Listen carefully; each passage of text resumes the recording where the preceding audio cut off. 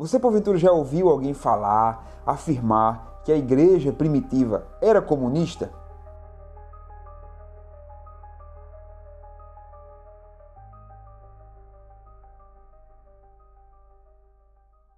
Fala pessoal, como é que vocês estão? Aqui é o professor Israel, estou um pouco sumido do canal, mas hoje decidi fazer um vídeo sobre um texto que eu estou lendo. Na verdade, é um texto do historiador Justo Gonzalez sobre economia e fé no início da era cristã. Eu tinha lido já quase esse livro todo, frações dele, e voltei à leitura e estou agora de fato no finzinho do livro. E o Gonzalez trata de algumas perspectivas econômicas ao longo dos primeiros séculos da era cristã, e um trechinho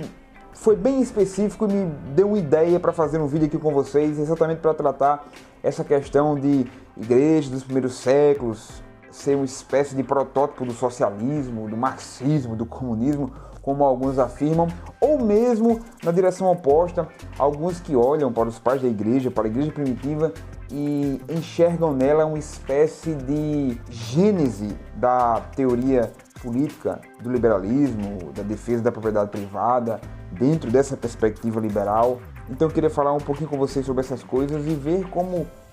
essas leituras, apropriações que nós fazemos, algo que eu tenho insistido aqui no canal, elas são absolutamente equivocadas. Eu vou fazer duas citações e a partir dessas citações eu vou fazer algumas observações dentro da ideia proposta, que é discutir essa questão de pegarmos conceitos modernos e colocarmos lá nos pais da igreja, lá na patrística, lá na igreja do período primitivo, tá bom? A primeira citação consta de uma obra de Ambrósio, onde ele está comentando um salmo. E a citação diz o seguinte: Deus, nosso Senhor, desejou que essa terra fosse posse comum a todos e desse seus frutos para todos. A cobiça, no entanto, distribuiu o direito de posse. Portanto, se reivindicar como sua propriedade privada o que foi concedido em comum para todos os seres humanos e todos os animais, é justo que você compartilhe disso com o pobre, de forma que não negue alimento para aqueles que também compartilham de seu direito. Uma outra citação, semelhante inclusive a esta que acabei de referenciar, de um outro texto de Ambrósio, diz o seguinte: isso, no entanto, não está de acordo nem mesmo com a natureza, pois a natureza produz coisas para o uso comum de todos os homens. Deus ordenou que todas as coisas fossem produzidas para que houvesse alimentos em comum para todos, e que a terra fosse posse comum a todos. A natureza, portanto, produz um direito comum a todos, mas a cobiça o transforma em um direito de poucos.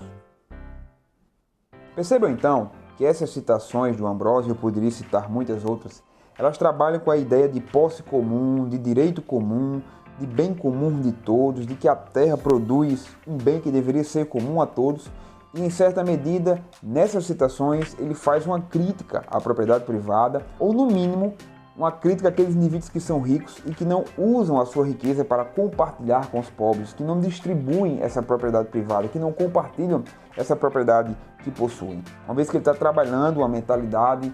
de como lidar com as riquezas, e o argumento principal dele é que as riquezas devem ser compartilhadas, porque se não forem compartilhadas, elas acabam se tornando pecaminosas, acabam se tornando um impasse para que o indivíduo entre no reino dos céus. Agora o ponto é que, em função destas afirmações, a grande ideia do vídeo é esta: Ambrósio é tido por alguns que militam a causa política no mundo moderno como uma espécie de precursor, como uma espécie de voz socialista ali no quarto século, uma espécie de voz dentro do cristianismo primitivo que prenunciou, ou que mesmo pregava ideias semelhantes às ideias que vão ser desenvolvidas na teoria política, no campo econômico, com Marx e seus sucessores. Então seria uma espécie de presença do socialismo, da ideia socialista ali no cristianismo do quarto século, assim como alguns fazem com a própria ideia das escrituras, quando o texto lá de Atos dos Apóstolos diz que os cristãos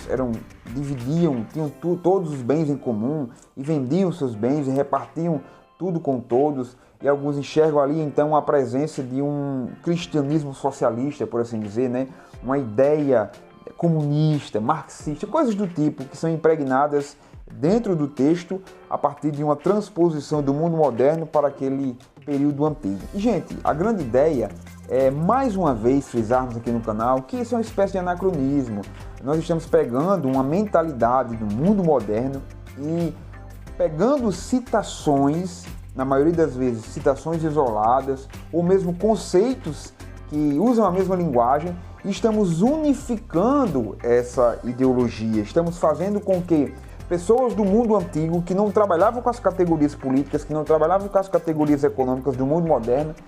estejam em uma espécie de conexão, de tradição ininterrupta, porque usam a mesma linguagem, mas a mentalidade, a conceituação definitivamente não é a mesma. Então, quando nós fazemos isso, nós que trabalhamos em história do cristianismo, ou mesmo teólogos que trabalham a teologia cristã, a teologia histórica, nós pegamos os pais da igreja e pegamos algumas citações, pegamos alguns trechinhos e usamos eles como uma espécie de gênese, como uma espécie de referencial histórico para as nossas causas, para os nossos problemas, para as nossas ideologias, para as nossas ideias modernas. E fazer isso com os pais da igreja é picotá-los, é recortá-los, é fragmentá-los e não olhar a complexidade da obra destes em toda a sua amplitude. E para deixar isso bem exemplificado, deixa eu falar um pouco mais de Ambrósio dentro dessa mesma perspectiva de mentalidade. Então, pensando aí em Ambrósio, por exemplo, quando ele vai tratar de um texto que está lá no Antigo Testamento, que narra uma história entre um rei chamado Acabe que toma a vinha de um homem chamado Nabote, Ambrósio não questiona a ideia de que Nabote tinha uma vinha, ou seja, uma porção de terra que era propriedade privada. Na verdade,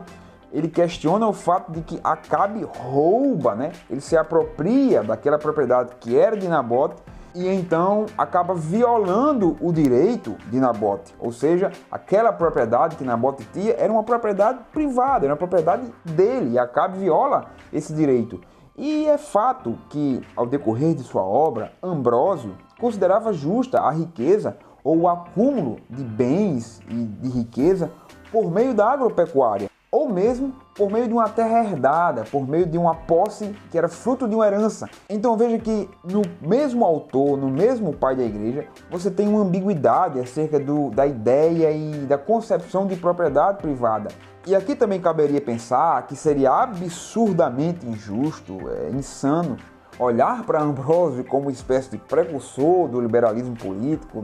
do liberalismo econômico,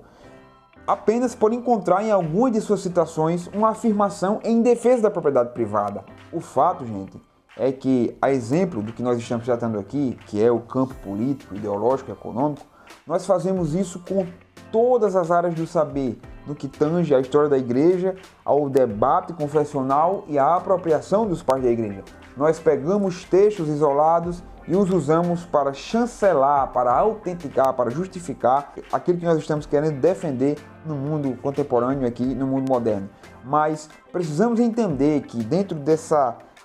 lacuna de espaço temporal, você tem mentalidades diferentes. Os pais da igreja não estavam lidando com os problemas, com as configurações, nem mesmo com a organização social, econômica que o mundo moderno está lidando. Ora, quando eu afirmo, por exemplo, que Ambrósio é uma espécie de precursor do socialismo, do comunismo, como queira chamar, ou que Ambrósio seria uma espécie de precursor do liberalismo econômico, político, eu no mínimo teria que estar afirmando que ele conhece as configurações